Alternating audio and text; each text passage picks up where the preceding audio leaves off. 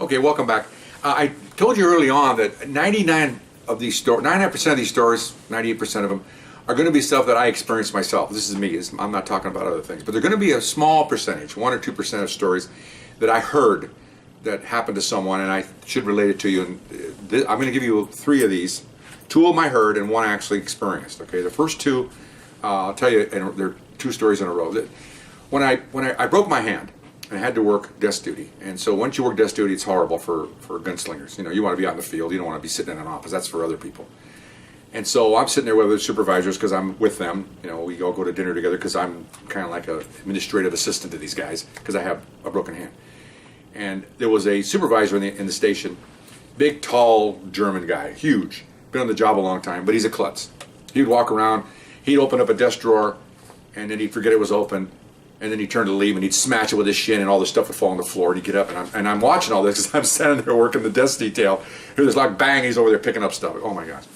So then we had these boards that had magnetic names for everybody, and every day would change. So instead of having an easel board, or everybody had a name on a magnet, and they would just start plotting people every day. You change and all that. He would take that board off and work on it. Then he'd leave it here, and then he'd forget it's there, and then he'd knock on the floor, and Smith's over there, Jones is over there, everybody's spread out, so we're on the floor picking these things up. So he's a klutz. So one of the fellow supervisors told me, "Oh, you ain't seen nothing." One day we were having dinner. He says, he wants to work. He thinks he's a handyman.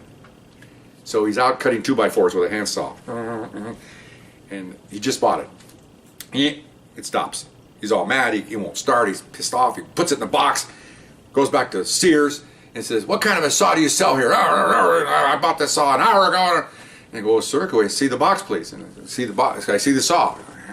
"What kind of place is this?" "I thought Craftsman was the best." And the guy looks in the box and says, "Sir, you cut the cord." Okay, so he said, he goes, "Oh, well, you know, Sears, they just give him a new one. You know, that's the way they are." So okay, fine. So that's one of the stories I didn't experience. I was told by one of his fellow buddies that hung around together. Another one. This is story number 2. I'm trying to keep this quick because I have a nice long one coming up. He had a hole in his. I put this back up. I got ahead of myself here. He decided he wanted to insulate the walls of his house. He lived in a hot part of the county, and to do that, you buy these big bags of insulation. You go up into the attic and you pour it down there's 16-inch centers, wall frames, and you pour it down, and when it fills up, you do the next one. You know, like an aftermarket kind of thing. So he goes and buys, a dozen of these bags, goes up in the attic, and he's one bag's supposed to fill up one spot.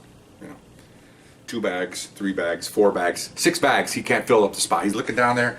What the hell's going on? So his wife says, "Hey, come down here." Calls his name out. "What's the matter?" "Come here." So she leads him into the downstairs bedroom, and he had forgotten that they had an accident where there was a hole in the wall that he hadn't fixed.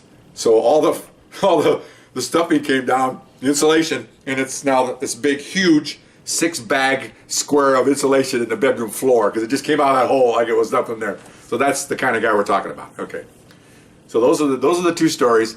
I think I'll stop now and go to the next segment. Okay. But anyway, so this guy's a klutz. Okay, and he's a nice guy. He just doesn't know how to get out of his own way. I'll come back with the next one in a minute. All right. Bye bye.